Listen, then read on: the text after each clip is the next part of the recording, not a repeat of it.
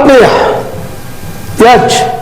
H16 news ಅರ್ಥಾತ್ ಹೇ ಸೀತಾರಾಮಗೆ ಸ್ವಾಗತ. ನಾನು ನಿಮ್ಮವ MI ಅಥವಾ ಮಲ್ಲಪ್ಪ ಜೋತಾವಾರ್. ಆತ್ಮೀಯರೇ, ಈಗ ತಾವು ದಿನ ಸುದ್ದಿಗಳನ್ನ ಅದರ ಜೊತೆಗೆ ವಿಶೇಷತೆಗಳನ್ನ ನೋಡ್ತಾ ಹೋಗಿ ವಿಶೇಷ ಈ ಮೊದಲ ಸುದ್ದಿಯನ್ನು ನೋಡಿ.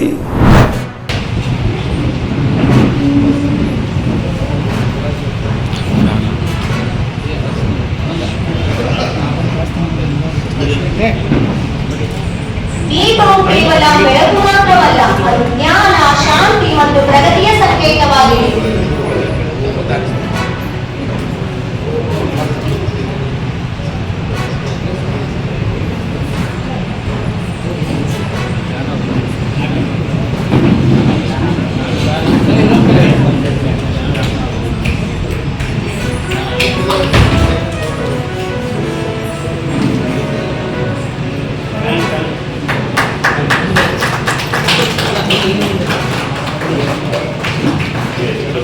ಯಶಸ್ವಿ ಎಂಬ ದೀಪ ಬೆಳಗಬೇಕಾದರೆ ಅಲ್ಲಿ ಎಂದಿಗೂ ಜೊತೆ ಇರಬೇಕು. ಆ ಶ್ರದ್ಧೆ ಮತ್ತು ಆಸಕ್ತಿಯಿಂದ ಮೇಘಮೈತ್ರಿ ದ್ವಿತೀಯ ಯೋಗ ಸಾಹಿತ್ಯ ಸಮ್ಮೇಳನ ತುಂಬಾ ಚೆನ್ನಾಗಿ ಈ ಒಂದು ಕಾರ್ಯಕ್ರಮ ನಡೀತಾ ಇದೆ. ಹಾಗೆ ದೀಪವನ್ನ ಬೆಳಗಿಸುವುದರ ಮೂಲಕ ಈ ಒಂದು ಕಾರ್ಯಕ್ರಮಕ್ಕೆ ಅಧಿಕೃತವಾಗಿ ಚಾಲನೆಯನ್ನ ನೀಡ್ತಾ ಇದ್ದಾರೆ ನಮ್ಮ ಎಲ್ಲ ಅತಿಥಿಗಳು. ಹಾಗೆ ಕತ್ತಲನ್ನ ದೂಷಿಸಿ ಪ್ರಯೋಜನವಿಲ್ಲ, ದೀಪವನ್ನ ಹತ್ತಿಸಿದರೆ ಕತ್ತಲು ತಾನಾಗಿಯೇ ಸರಿದೂಗುವುದು. ಹಚ್ಚೋಣ ಕನ್ನಡದ ದೀಪ, ಕರುನಾಡ ದೀಪ, ಸಿರಿ ನುಡಿಯ ದೀಪ, ಬೆಳವೆತ್ತಿ ತೋರುವ ಅನೇಕ ಸಂಪತ್ತು ಮುನಿಯವರು ಬಹಳ ಒಳ್ಳೆ ವ್ಯಕ್ತಿ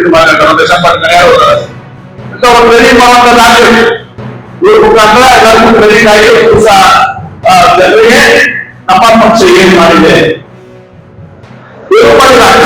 ಬಂದಿಲ್ಲ.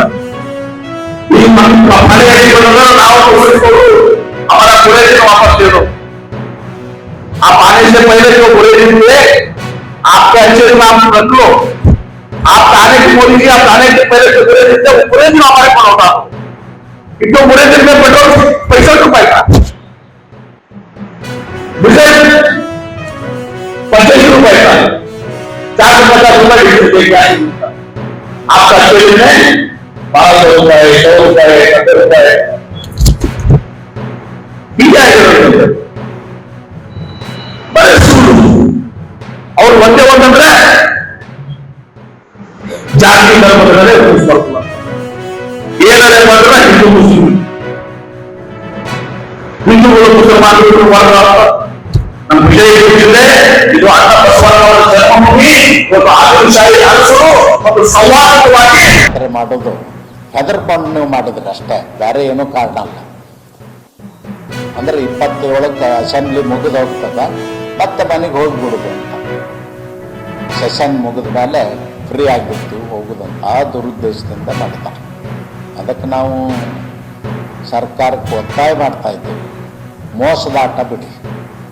ಯಾವ ಕೋರ್ಟನ್ನು ಸ್ಟೇ ಮಾಡಿಲ್ಲ. 56% ಕೊಡ್ಬೇಕು ಮೀಸಲಾತಿ, 17 SCಗೆ 7 STಗೆ.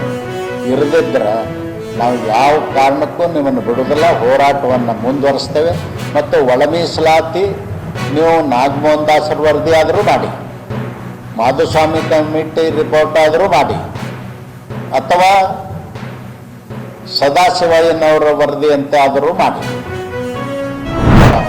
ಬೆಂಗಳೂರಿನ ಫ್ರೀಡಮ್ ಪಾರ್ಕ್ನಲ್ಲಿ ಧರಣಿ ಮಾಡಿದರು, ವರ್ಷಗಟ್ಟಲೆ ಧರಣಿ ಮಾಡಿದರು.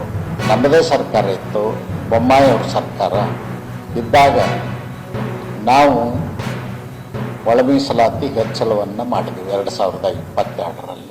ಜನಸಂಖ್ಯೆಗೆ ಅನುಗುಣವಾಗಿ 17%, 7% ಮಾಡಿದ್ವಿ. ಅದಕ್ಕಿಂತಲೂ ಮುಂಚೆ ಜನಸಂಖ್ಯೆಗೆ ಅನುಗುಣವಾಗಿ ಮೀಸಲಾತಿ ಹೆಚ್ಚಳ ಮಾಡಲಿಕ್ಕೆ ಕಾಂಗ್ರೆಸ್ ಮತ್ತು JDS ಸಮ್ಮಿಶ್ರ ಸರ್ಕಾರದಲ್ಲೇ ನ್ಯಾಯಮೂರ್ತಿ ನಾಗಮೋಹನ್ ದಾಸ್ ಅವರು ಕಮಿಟಿಯನ್ನು ನೇಮಿಸಿದ್ರು. ಅವರು ವರದಿಯನ್ನು ತಾವೆಲ್ಲ ಇಲ್ಲಿವರೆಗೂ ಸುದ್ದಿಗಳನ್ನು ನೋಡಿದಿರಿ, ಜೊತೆಗೆ ವಿಶೇಷ ಘಟನೆಗಳು ಸಹ ನೋಡಿದಿರಿ.